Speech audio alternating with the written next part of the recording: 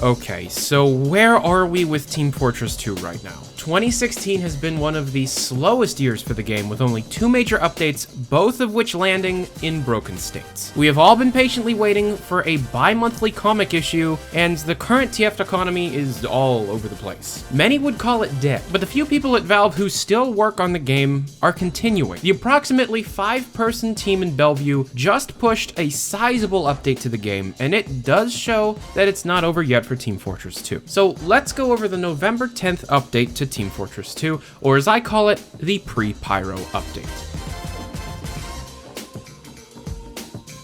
Most importantly, color correction is reportedly fixed. That's the whole line. Quote, fixed color correction not working. Unknowing that it was broken mostly because I play Source Engine games with color correction disabled, this feature does have the ability of making some maps prettier. Now, the team also fixed the long-standing bug of enemies appearing to have invisible weapons after loadout changes, along with seeing the wrong projectiles for grenade launchers when recently changing your loadout. The way team communication works has also changed as well, with TF Team Talk being changed to TF Grave Talk, meaning that living players can receive voice and text from dead team members when enabled, essentially removing an odd behavior where players would only not hear dead enemies. Some more Scream Fortress bugs were also fixed, such as the Holiday Punch working during boss truce, Tiny Snipers not being switched to melee, and Hellstone getting a sizable balance patch, along with the unusual cap being added. One of the most clever ideas from the TF team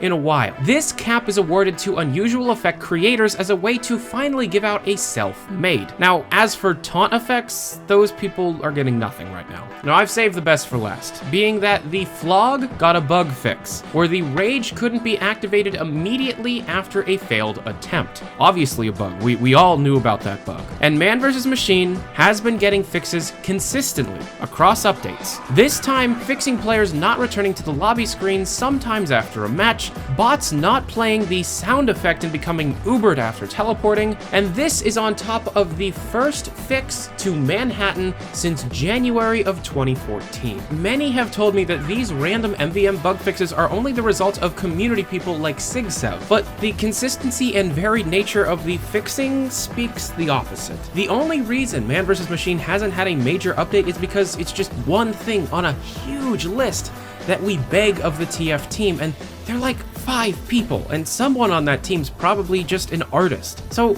just give it some time. Everything will eventually be done, in some state of functionality at least. Now, I also don't think that Man vs. Machine is going to get an update within the Pyro update. Hell, the Team Fortress team right now may even think they're going to do something for Man vs. Machine, but I doubt the Pyro overhaul, the Pyro weapon set, the competitive overhaul, the comic, the campaign, and the cosmetics will all get done in a better state than Meet Your Match, and also be able to push out a new Man vs. Machine mission set with a new form of reward. It's just too much to ask of a very small team of dedicated individuals. And always remember that. I may rag on the team a lot, but I do understand how Valve works for the most part. And any of the people on the TF team could be working on something, you know, kind of more interesting, like Left 4 Dead 3 or whatever HLVR is, or even start their own team to make a game of their own. But they choose to stick with Team Fortress 2 because they enjoy the game, and I do respect that. The Pyro update will be next, and hopefully